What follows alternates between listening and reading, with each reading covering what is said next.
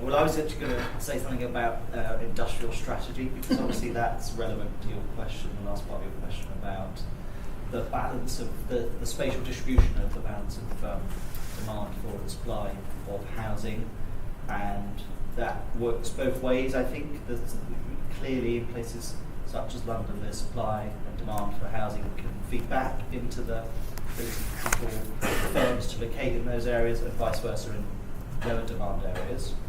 So there's that broad point. I mean, the role of local authority housing, I mean, in economic terms, the size of the stock in total is what matters. And in a perfectly functioning market, more supply of whatever tenure would impact on prices and rents. Clearly, there's an important ongoing role for stock deliberately priced at below the market rent.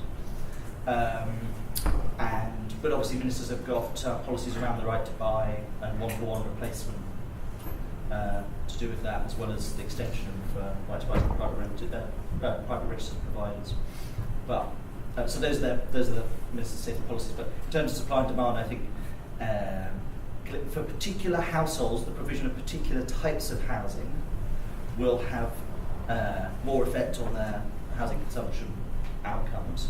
But in aggregate, more housing of any tenure should, if it's in the right locations, should have an impact on prices and rents. Thank you very much. Just one very quick point from Colin, if you... Okay, it was just a kind of reflection on it. I rent privately and it's really rubbish. I don't choose, I've got literally no other choice. And I was really struck by the amount of money in terms of housing benefit which goes to private landlords. And it's maybe a really, really naive question, but why aren't we building social housing? and is it purely the kind of wider politics and policy, I guess?